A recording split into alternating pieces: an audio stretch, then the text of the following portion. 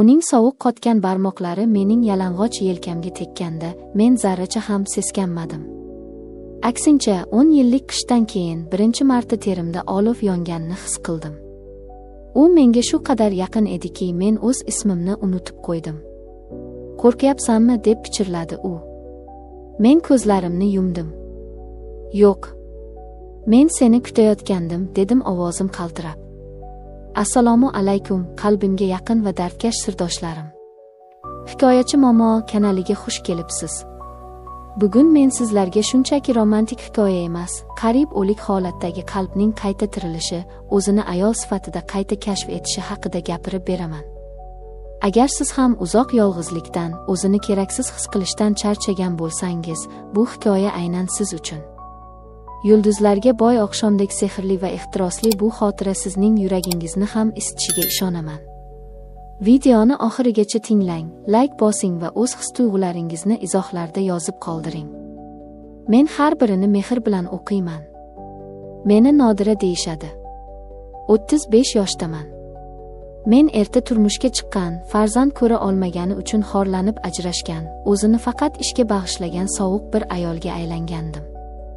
Erkaklarga nisbatan ishonchim butunlay o'chgan edi. Ular men uchun shunchaki hamkasb yoki mijoz edi. Men qalin zirh kiyib olgandim. Bu zirh meni og'riqdan himoya qilardi, lekin ayni paytda baxtdan ham to'sib turardi. Uning ismi Azamat edi. 27 yoshda. U bizning kompaniyaga yangi it mutaxassisi bo'lib ishga kirdi. Avvaliga u mening ko'zimga juda oddiy, hech qanday xavf tug'dirmaydigan yigitdek ko'rindi. Doim sokin, jilmayib turuvchi, aqlli nigohlar. U mendan ancha yosh edi. Men uni umuman erkak sifatida qabul qilmasdim. Lekin o'sha beozor nigohlar asta-sekin mening zirhimni teshishni boshladi. U menga Nodira opa demasdi. U doim menga Nodira xonim yoki shunchaki Nodira deb murojaat qilardi. Bu kichik detal mening ichimda qandaydir ayollik g'ururini uyg'otardi. Bir kuni ishdan keyin ofisda yolg'iz qoldim. Kompyuterim qotib qoldi. Azamat yordam berishga kirdi. "Juda ko'p ishlaysiz, Nodira", dedi u kompyuter tugmalarini bosayotib. "Ishlamasam nima qilaman", dedim men sovuqqonlik bilan qog'ozlarni taxlab. U ishlashdan to'xtadi. Kreslosini men tomonga burdi. Masalan, kofe ichib, kimdir sizning naqadar chiroyli ekanligingizni aytishini tinglashingiz mumkin. Mening qalamim yerga tushib ketdi. Yuragim kutilmaganda shunday qattiq urdiki, o'zim ham qo'rqib ketdim. Men unga qaradim. U hazillashmayotgan edi. Uning qop-qora ko'zlarida hazil emas, ochiq erkakona qiziqish bor edi. Men darhol yuzimni burdim. "Ishni tugating, Azamat. Kech bo'lyapti." Men o'zimni jiddiy ko'rsatdim, lekin o'sha oqshom uyga borib, uzoq vaqt ko'zguga qarab turdim. O'zimni qaytadan kashf etayotgandek edim. Birinchi burilish dugonamning tug'ilgan kunida yuz berdi. Bu qishning eng sovuq, qorli oqshomi edi. Men o'sha bazmga borishni umuman xohlamagandim. Lekin borishga majbur bo'ldim. Oddiy qora ko'ylak kiydim.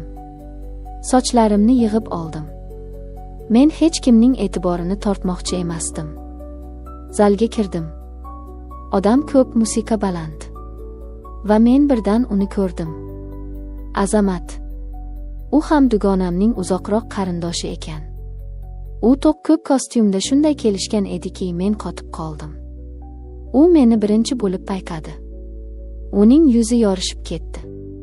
U odamlar orasidan yorib o'tib, to'g'ri oldimga keldi. "Sizni bu yerda ko'raman deb o'ylamagandim", dedi u ko'zini mendan uzmay. "Men ham", dedim men biroz nafasim qisib. U qadahini mening qadahimga urdi.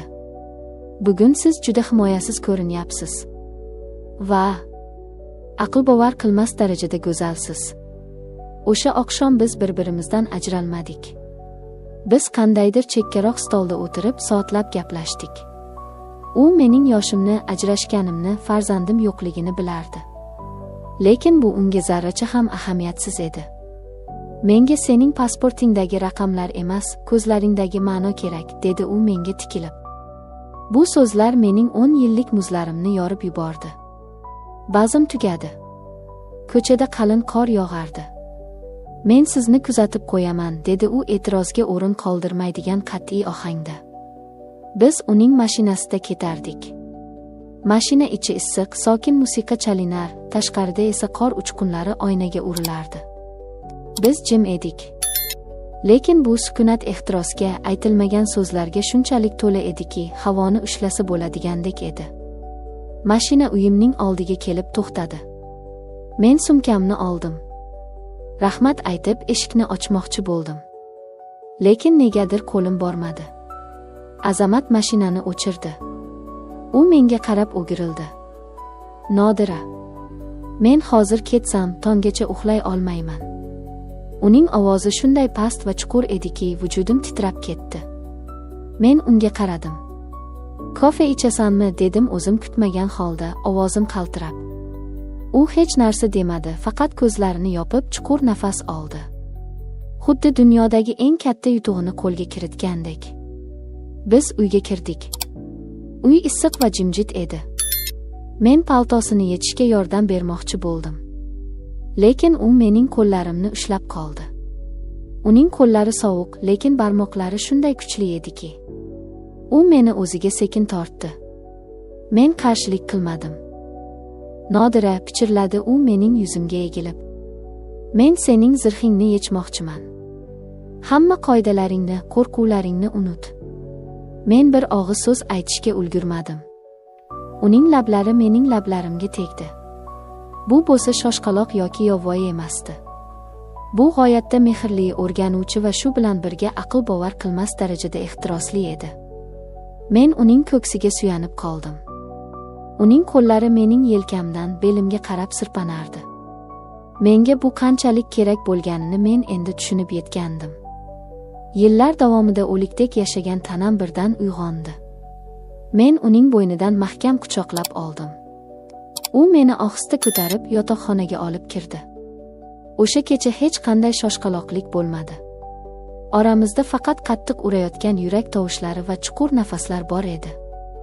U mening qora ko'ylagimni yechganda menga shunday ehtiyotkorlik bilan qarardiki, xuddi ma'buda haykaliga qaragandek. Men hech qachon o'zimni bunchalik go'zal, bunchalik istalgan ayol sifatida his qilmagandim. Uning har bir bo'sasi yelkamdan bo'ynimga, u yerdan butun tanamga taralardi. Men ko'zlarimni yumib bu hislar bo'roniga o'zimni butunlay topshirdim. U nafaqat mening tanamni, balki shu vaqtgacha muzlab yotgan qalbimni, yarador ruhimni quchayotgan edi.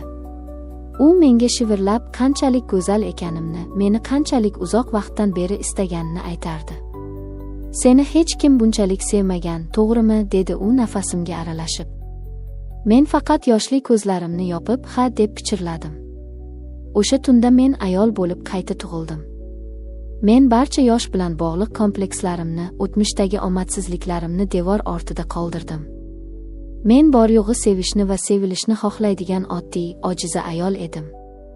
Ertalab tong otganda men qorli derazadan tushayotgan yorug'likdan uyg'ondim. Azamat yonimda yotardi. U uyg'oq edi. U mening sochlarimni silab menga qarab jilmayib turardi. Xayrli tong, mening hayotim, dedi u peshonamdan o'pib.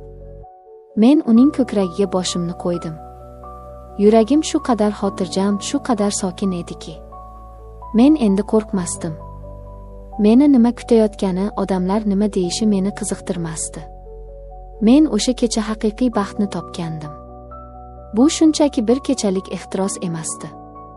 Bu mening o'zimga bo'lgan ishonchimni qaytargan, meni o'z-o'zimga mehr qo'yishga o'rgatgan buyuk qaytish edi. Ba'zida insonning hayotini o'zgartirish uchun yillar emas, bitta sovuq qish oqshomi, bitta issiq quchoq va bitta chin dildan aytilgan "sen go'zalsan" degan so'z kifoya qilar ekan. Azizlarim, hayot har doim ham bizga oson bo'lmaydi. Lekin hech qachon o'z qadringizni, ayolligingizni yashirmang. O'tmishdagi xatolar yoki og'riqlar sizni kelajakdagi baxtdan to'sib qo'yishiga yo'l qo'ymang. Ehtiros va sevgi yosh yoki vaqt tanlamaydi. U o'zi xohlagan vaqtda qalbingiz eshigini taqillatadi. Asosiysi, o'sha eshikni ochishga qo'rqmang. Sizning hayotingizda ham shunday muzlarni yoritib yuborgan tasodifiy mehr bo'lganmi? Yuragingizni qayta uyg'otgan lahzalarni izohlarda men bilan bo'lishing. Biz bir-birimizga dalda bo'lamiz. Kanalimizni kuzatib boring. Bu yerda faqat haqiqiy hislar va ochiq qalb yashaydi. O'zingizni va qalbingizdagi olovni asrang.